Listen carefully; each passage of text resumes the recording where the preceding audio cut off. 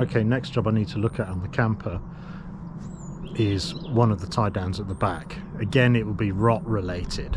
So I've been slightly emboldened by the work I've done in the cab over section, in sort of the bedding area of the camper, by working on the inside. So we're going to see if the same can be done for one of the rear tie downs. So the problem is here, and you can see this is loose.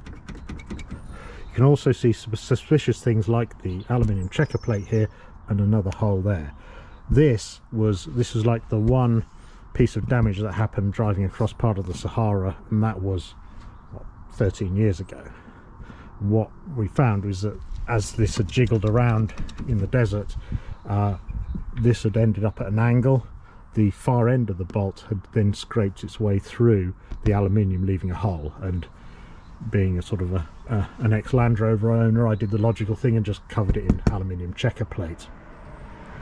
This is getting worse. I noticed when we used it recently, I tightened this up and then it got looser, which means that this is pulling down. Also, this is a bracket for the jacks that hold the camper up when the camper is off the truck, and there is actually movement there, and you notice it when you jack the camper up, and it's because this is no longer properly supported because the wood's all breaking away in here, which is initially due to rot, because before I replaced the rear wall, water used to come in at the top and it had rotted a lot of this, but I only replaced the back wall. I didn't really get into here. So let's look at the inside and see what that's like.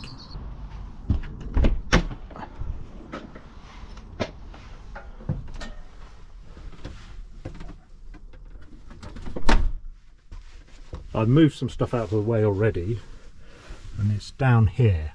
So the back rests just stick on with Velcro, which is quite handy. And I found down here we've got 2 layers of ply. So I'll just cut and remove part of one layer. So if we look down there, you can see the metal bolt, and it's just crushed the timber.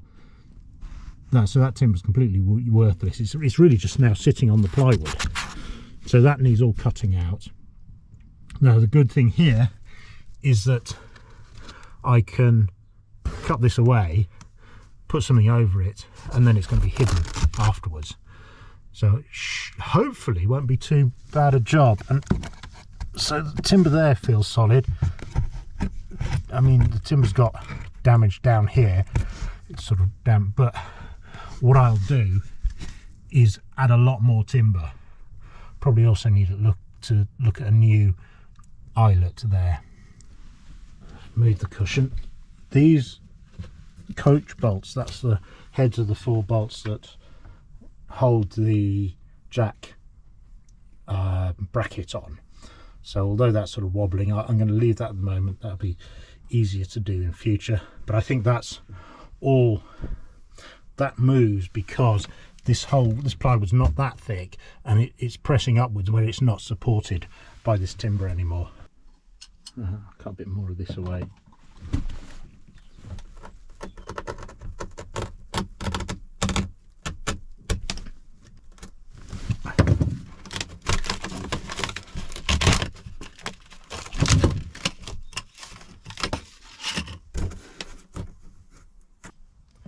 This is clearly the metal reinforcing Shadow Cruiser used to breaking away. That was what's, I guess, is supposed to prevent this sinking through into this timber. It's just this pathetic piece of tin, and they've stapled it round the corner here as if that's going to provide much reinforcing. So we'll certainly do a lot more than that.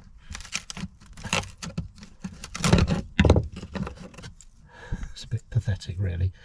And as everything on these campers, so much of it was just stapled. Look, there's multiple staples been used here.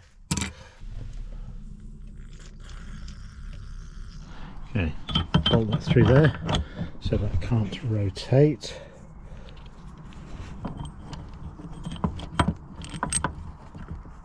It's not going to be able to rotate now. So that's the tie down which I've removed from it.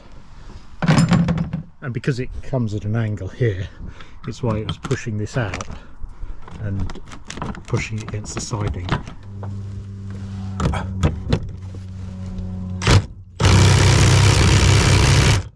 That's just rounded off, I think. Oh, I don't know. Is it doing anything?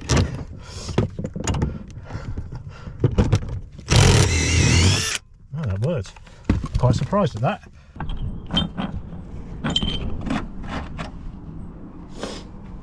Yeah, you can see why it's eating its way down through that wood.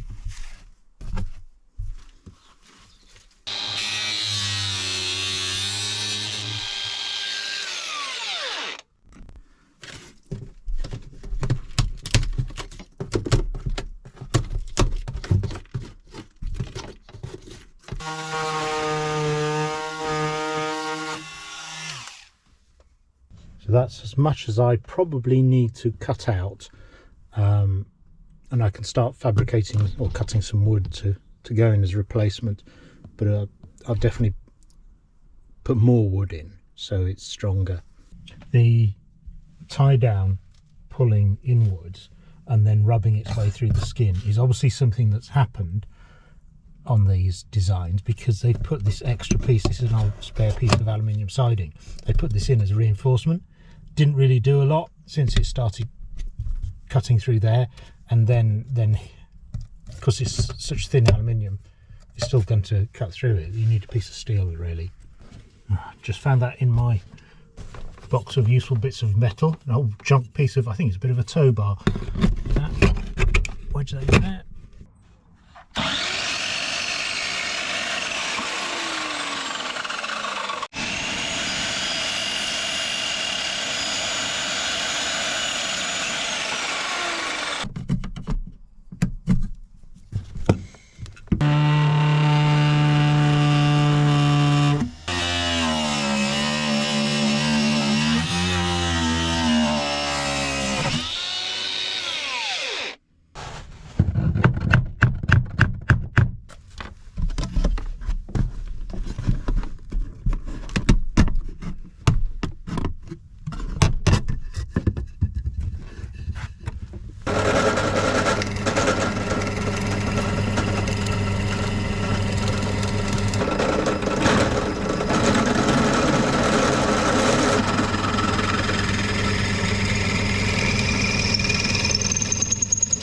Okay, there's a new piece of timber in, so that should, I've not glued it in yet, I'm just offering it up, but that seems to work quite well. It's not the only piece I'm going to put in, but it's a start, and I'm thinking about what the bolt needs to go into, because obviously I don't want a washer just on there.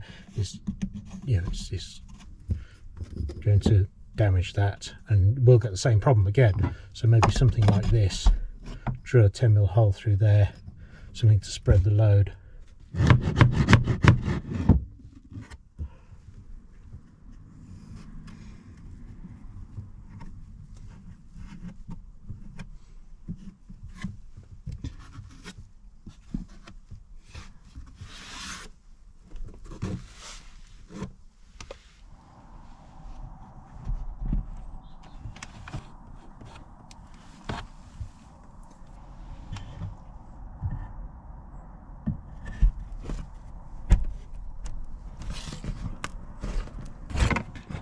Take some of these old screws out and put better brackets in.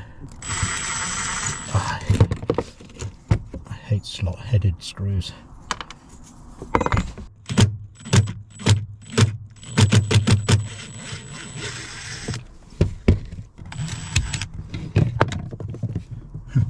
Right. I'm guessing this was supposed to be a structural bracket, but look how pathetically thin that aluminium is. And also, look at the length of that screw. That really is pathetic. It's also one of those a Robertson screw.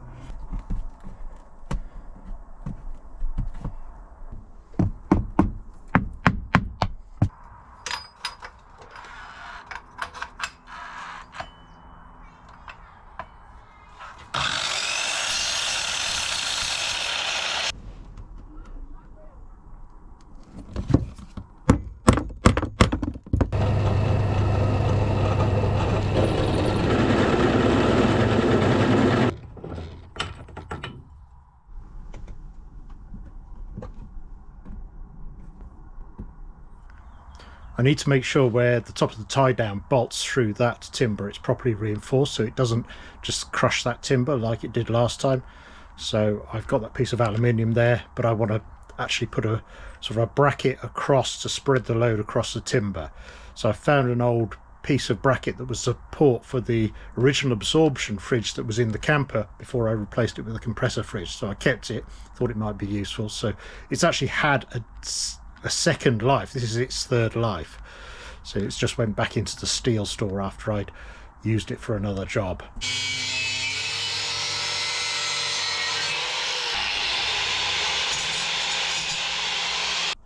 Whereas before, the bolts, also the nuts, it had a small steel spreader, but it was directly on there. Now I've got thicker timber, I've got this there to spread the load a bit more. I can't spread it much that way, but now I've got this that will go on top, and that will screw in various places here, and that will ensure that that can't pull down. So that should be a lot stronger. Next thing I want to do is make sure that the new tie down doesn't pull inwards, because the chains pull inwards somewhat, and that's what's caused all this problem before. So I don't want them eating away at the hole like it's happened before. That's just the tip of, I'll put a bolt down there to see where it comes out to. So what I'm going to do, this is another bit of that 25mm square section alley. I've cut this down to make an L section, and I've drilled a hole there, and that will then go there,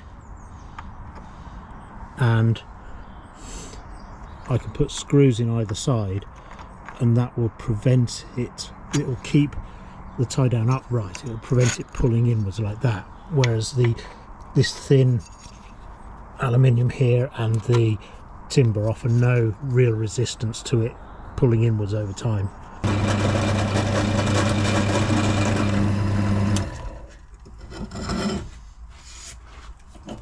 Now I also need to put a couple of holes for screws so that this can be screwed up into the timber, and that's what prevents this whole lot being pushed inwards. This is just a scrap piece of square section that I was testing some problems with my TIG welder on years ago, so I'll try and use up any old bits of scrap I can rather than buying new stuff.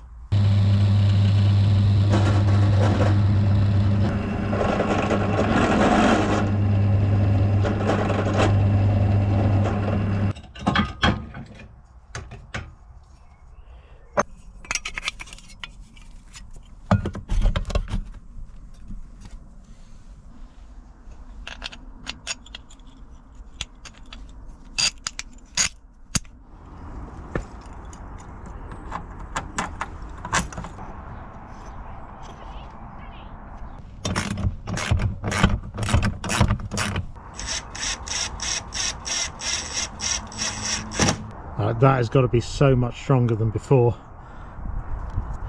So there we got proper stainless steel eye bolt, so that's getting on for a ton of braking strain on that, so the structure probably would break before that. We've got this here is to prevent it being pulled inwards, so it's screwed up in two places into the timber, so it shouldn't just erode its way into the structure. And then on the inside here, instead of this just sitting straight on a piece of timber, we have this this structure here. There's box section aluminium under there with this bracket, which I'm going to screw into here, into the timber, multiple pieces of timber to spread the load across. So it's pulling down on multiple pieces of timber instead of just one piece of timber here. That's all the screws in to keep that bracket in place. So we can now, I'm going to try putting the old piece of plywood across there, because remember, I don't need to worry about gaps too much because there's the backrest go across there. Now this old panel I cut out, I'm just going to put back on, because there's no, this isn't visible because the backrest just attaches onto there. I'm not going to bother covering this bit because no one can see it, because the cushion is here and the backrest is there, so we never look in that corner. The less stuff I have to screw on, the easier it is for inspection and maintenance. I'll replace that bracket. Rather than buying a new set of little brackets, I'll just use a piece of this old angle iron. This was actually from an old horse trailer that I refurbished years ago when we had horses. I kept all these.